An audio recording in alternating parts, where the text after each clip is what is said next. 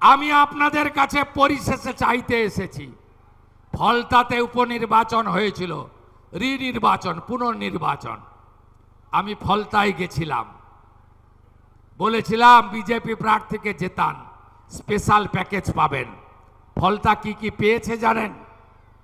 Special অর্থনৈতিক অঞ্চল হয়েছে, মহিলা কলেজ পেয়েছে, 100 বেডের হসপিটাল আপগ্রেডেশন হবে, ফলতাতে ফায়ার ব্রিগেড স্টেশন করা হয়েছে, ফলতাতে বিশেষ উন্নয়ন প্যাকেজ দেওয়া হচ্ছে।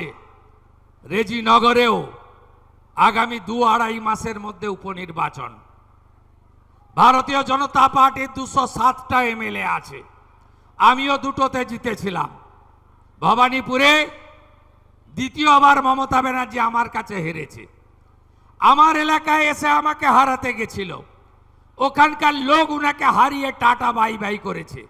আমি এবারে উনার এলাকায় উনাকে হারাতে এসেছিলাম, উনাকে হারিয়েছি। নন্দীগ্রামে উপনির্বাচন হবে, ওটা তো আমার উপর ছেড়ে দিন, ওখানে কত ভোটে জিতবো আমি জানি, সীমা নেই, অনেক বড় ভোটে জিতবো। রেজিনগরটা দেবেন তো? দেবেন? দেবেন? একটা নয়, 2টো ব্রিজ দেব, পরিযায়ী শ্রমিকদের বাড়ি ফেরাবো, যত আবাস লাগে দেব,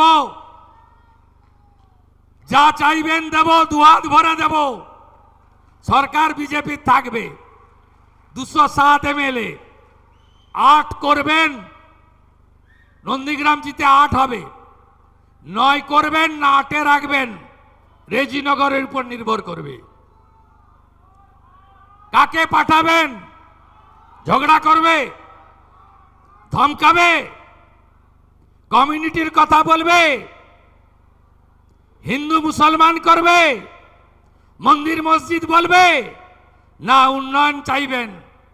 উন্নয়ন যদি চান, হাতে কাজ, পেটে ভাত, মাথায় ছাদ, সোলার আলো, আরো স্কুল, আরো কলেজ, আরো রাস্তা, আরো ব্রিজ, ঘরে ঘরে নলে জল, কৃষকের অধিকার, পরিযায়ী শ্রমিক বাড়ি ফিরবে, তার স্ত্রী কন্যার পুত্রর সঙ্গে বাড়িতে থাকবে, বাবা মা সেবা করবে। যদি চান, পদ্ম ফোটাতে হবে। দেবেন তো? দেবেন? দেবেন?